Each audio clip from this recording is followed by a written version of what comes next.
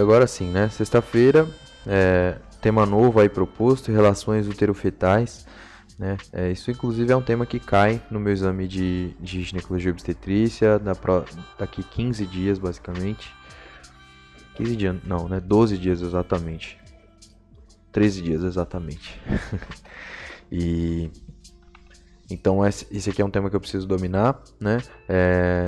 Foi proposto agora para que eu estude, né, segundo a faculdade, né, segundo a professora de ginecologia.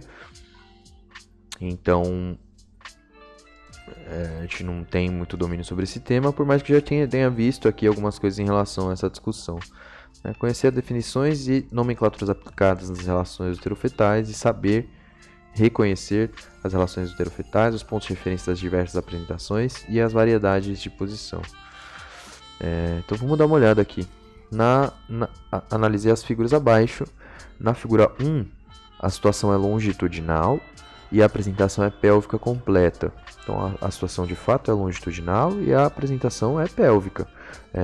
Eu não sei o que significa esse pélvica completa ou pélvica incompleta, esse é o termo que eu não conheço. Na figura 2, a apresentação é cefálica defletida de terceiro grau ou de face. Eu tenho a impressão aqui de que não é de face não pela imagem, né? Eu tenho a impressão aqui de que é de segundo grau ainda. Mas não sei. Na figura 3, a situação é transversa. E a via de parto sempre será cesariana. Isso aqui é verdadeiro, né? A situação é transversa e a via de parto sempre será cesariana. Então, para mim, até o momento aqui, as três são verdadeiras. Na figura 1, a atitude fetal é de flexão e a posição fetal é esquerda.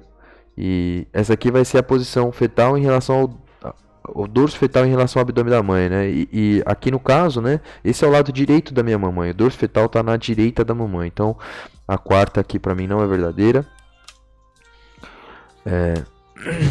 Então, a 4 aqui eu não vou considerar que é verdadeira. Eu vou colocar 1, 2 e 3, né? A 3 com certeza é verdadeira.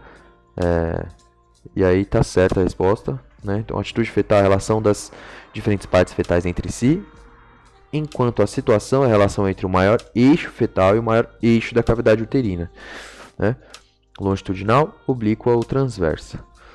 E a apresentação corresponde à parte fetal que ocupa o estreito superior da pelve, certo? O estreito superior da pelve é esta região aqui, né? Este é o estreito superior da pelve.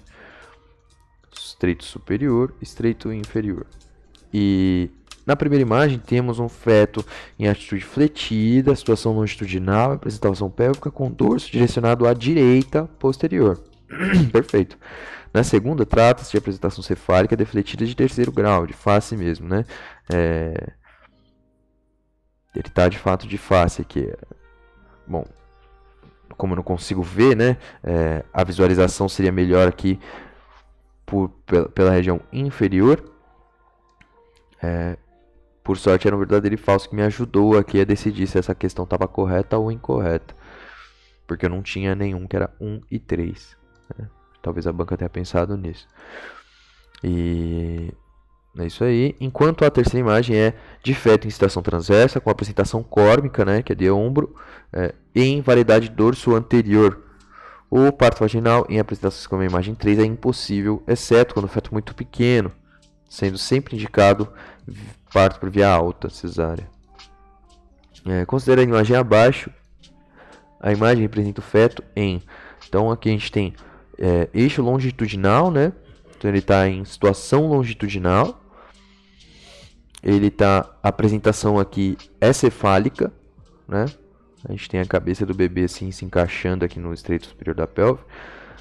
E o dorso é direito, né? Então, aí aqui a gente usa, e aí a apresentação, né? Aqui a gente usa a apresentação cefálica defletida. Variedades de posição, né? Então, situação longitudinal, isso é verdadeiro. A apresentação é bregmática aqui, para mim que a apresentação aqui não é bregmática, né? A apresentação aqui, para mim, é cefálica... Como que é o nome dessa apresentação? A cefálica fletida, a apresentação aqui que a cabecinha não é bregmática, né? A apresentação... Vamos ver se eu tenho essa opção aqui. Cefálica defletida de primeiro grau. Não. Cefálica fletida, apresentação, isso mesmo. Apresentação cefálica fletida, situação longitudinal, occipito direita posterior. E aí então a gente vai usar o occipital, né? A nossa grande referência é o osso occipital em relação ao osso, ao quadril da mamãe, né? Aos ossos do quadril da mamãe. Né? E aqui a gente pode ver que de fato, né, eu tenho o occipito, eu tenho essa apresentação aqui, essa variedade de posição occipito direita posterior, né, as costas, né, região posterior, região occipital da cabeça do bebê está direcionada aqui a região posterior da pelve da mãe, aqui, ó, a região posterior do osso coxal da mãe.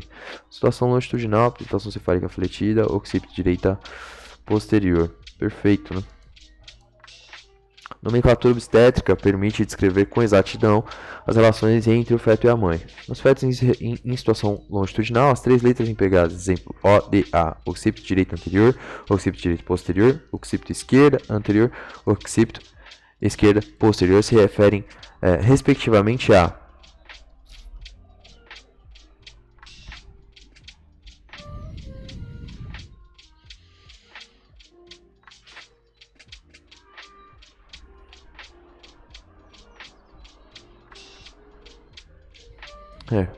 apresentação, posição e variedade de posição. É apresentação,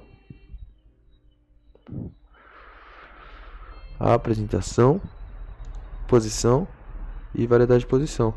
É isso mesmo. Apresentação, posição e variedade de posição. Identifique a associação correta do ponto de referência fetal e da linha de orientação. Né? Então aqui a gente tem o sacro, aqui a gente tem o sacro e aqui a gente tem a pelve.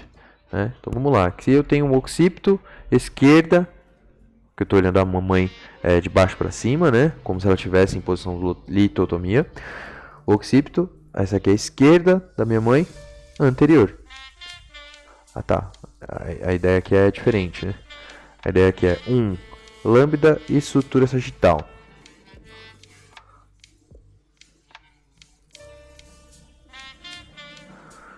Não é assim não que vê.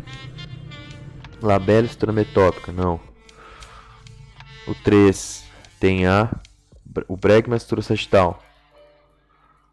Eu não consigo ver a sutura sagital, aqui nem tem. O bregma sim. Aqui já é a face do baby, né? Pés e sulco interglúteo. No 5, pés e sulco interglúteo, eu tenho os pés, mas o sulco interglúteo eu não tenho aqui. Exatamente, né? E aqui, glabela e linha facial.